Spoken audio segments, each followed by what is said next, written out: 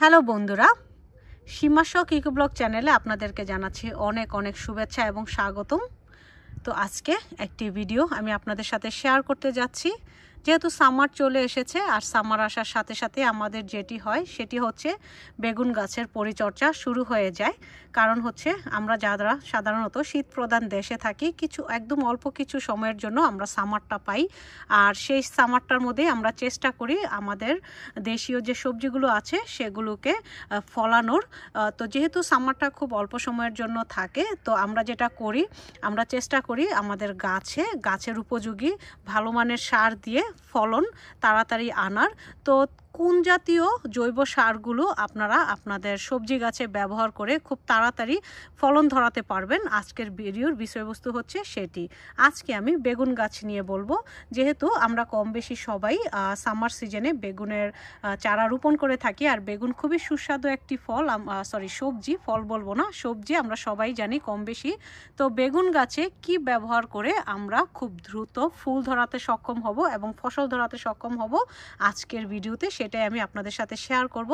তো আজকে আমি পুরোপুরি আমার অভিজ্ঞতাটা শেয়ার করছি বন্ধুরা।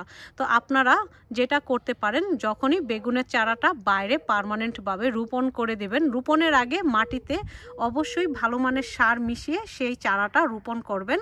আর ভালো মানের সার বলতে আমরা যেটা বুঝি, অনেকে আমরা গোবর সার বুঝে থাকি, সেটা হচ্ছে ভালো মানের সার। অনেকে আমরা horse manure, chicken manure, fish blood and বোন, যেগুলো আমরা বাইরে থেকে কিনে আনে থাকি, সেগুলিকে আমরা ভালো মানের সার বুঝি। তো এই জাতীয় সারগুলো দিয়ে আমরা মাটিটা দেখুন খুব ভালোভাবে প্রিপেয়ার করে তারপর আমরা চারাগুলো রোপণ করব।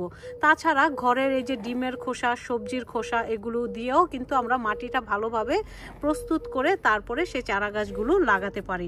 তো আমি প্রত্যেক বছর সেটাই করি। আমার যে পুরনো মাটি আছে, এই যে এগুলো কিন্তু সব পুরনো মাটি, এই পুরনো মাটিতে এই যে দেখুন ডিমের খোসা দেখা যাচ্ছে।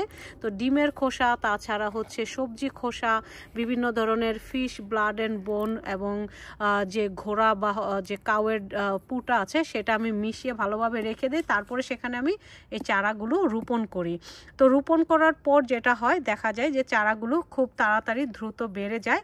আর তাছাড়া একটা ব্যাপার যেটা খুবই গুরুত্বপূর্ণ, সেটা হচ্ছে অ্যাপসম সল্ট। আপনারা যদি গাছে মাটিতে অ্যাপসম সল্ট ব্যবহার না করেন, তাহলে কিন্তু আপনার পাতাগুলো সুন্দর থাকবে না, সবুজ থাকবে না। তাছাড়া এই যে বেগুনের পাতা বিশেষ করে দেখবেন কিছুদিন পরপর ছিটা ছিটা হয়ে যায়। আমার এখানে বেগুনের পাতাগুলো দেখুন অনেকটা দেখা যাচ্ছে ফ্যাকাশে।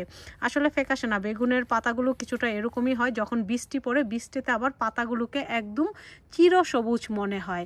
তো আমি প্রায়ই আমার গাছে অ্যাপসম সল্ট ব্যবহার করে থাকি। তাছাড়া ঘরে আরও যে জৈব সারটা আমরা ফেলে দেই, সেটা আমি ব্যবহার করি। সেটা কি চলুন একটু দেখে নেই।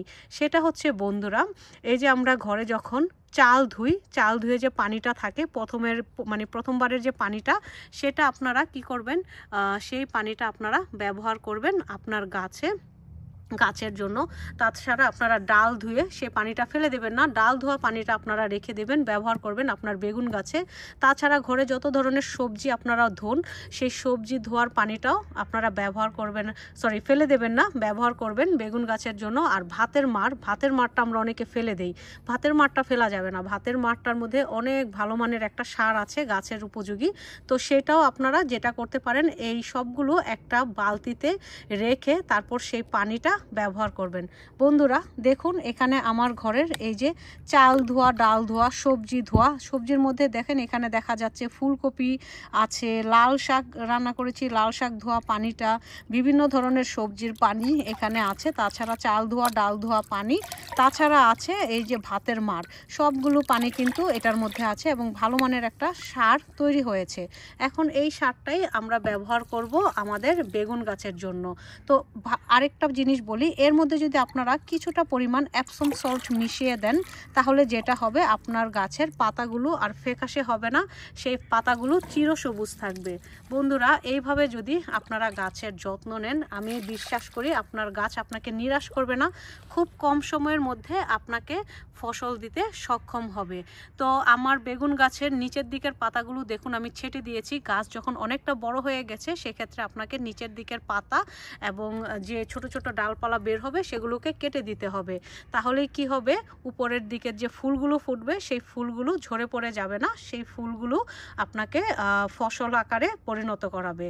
তো বন্ধুরা, এইভাবে গাছের যত্ন নিন, আর এই যে ঘরের জৈব সারগুলো ফেলে না দিয়ে গাছে ব্যবহার করুন, সাথে এপসম সল্ট মিশাতে কিন্তু ভুলবেন না। তো বন্ধুরা, আজকের মতো ভিডিওটা এই পর্যন্তই। সবাই ভালো থাকবেন এবং সুস্থ থাকবেন। ধন্যবাদ।